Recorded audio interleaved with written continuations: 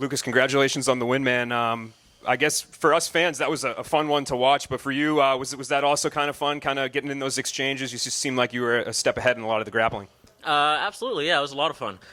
Those positions are something I haven't gotten into in any fights previous to this, but I'm in that position almost every single day at the gym, and all my training partners can attest to that. Yeah, and how rewarding is that for you to be able to say, hey, I can do this in the gym, but I can also put it into action and actually when it comes time to do it? Oh, it's super somewhat like satisfying, I guess, to know that it works on people outside of my training group and things like that.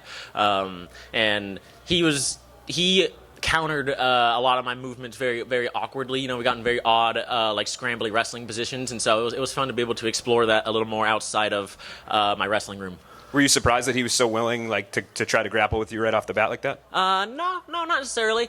We've been waiting for someone to. I've gone against higher level jiu-jitsu guys who refuse to do any jiu-jitsu at all, or even try anything. So I was happy as soon as any sort of contact happened. He wasn't necessarily just trying to get up. He was trying to grapple me back, which opened up things for me. But it was an interesting, different look. And for people that don't have the jiu-jitsu knowledge that you do, can you kind of explain what was going on there at the end when were you just kind of adjusting your grip? Was it just a matter of time? Like, can you walk us through the last 10 seconds or so when he was struggling? A little bit of it is not necessarily an adjustment on my grip or anything like that. The grip's kind of as is once I'm there. It's a matter of kind of settling into the position and committing to it. And I needed to know. I was trying to look for a sign or two that I wasn't going to blow my arms out on this position, because I do that submission every single day, and I really like it. But I wanted to make sure I wasn't going to blow my load 30 seconds in and then be gassed afterwards, So a lot of it's just kind of committing to the position. I watched him come up to tap once real quick, and then he kind of let go. And I was like, all right, I'll settle here for a second and see what's there, and, worked out. Right here. I believe this is your third different submission in your last 3 submission wins. You've had like an anaconda head and arm, and I think you had a triangle choke or rear naked choke at some point. You're putting it seems like no matter when you get to the canvas, you can pretty much finish this no matter what position. Correct? If I'm around your neck, I'm pretty happy. Yeah. Regardless of position-wise where I'm at, I'm pretty comfortable regardless of where you're going to put me jiu-jitsu-wise.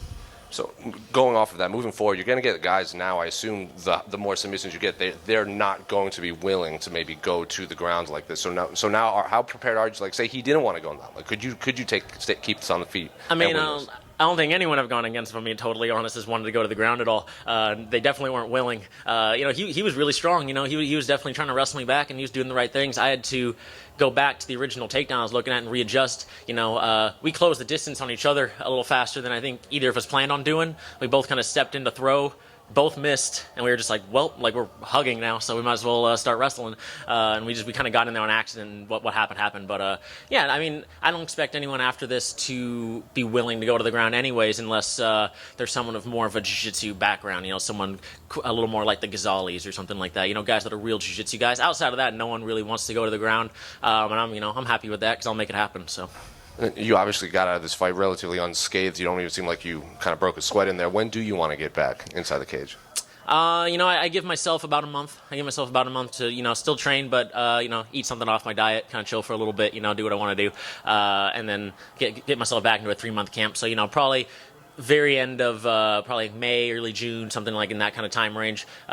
This whole next month I'll be just kind of chilling, relaxing. I'm coaching the rest of my wrestling club through their season, and then, I'll be back into to training camp. Harry, go ahead. Hey, Lucas, Harry Mack from the Bookie's Basement. Congratulations on a big win. So I just wanted to know, what does it mean to you to be able to kind of carry on your father's legacy in fighting with him in your corner and everything like that? It's awesome. It's definitely puts him in a different seat. He has a lot of experience fighting. Way more than I have. This is amateur and pro. I got 9 fights. He's got triple that. So I can't do math, but he's got a lot more fights than me, and he puts a lot of that experience into his coaching and coaching through me, coaching through my brother, and things like that. And so it means a lot. But at the same time, I'm also kind of pursuing my own thing at the moment. He is coaching me. He is behind the wheel a little bit, but I'm this is the direction I'm going in myself. All right, Lucas.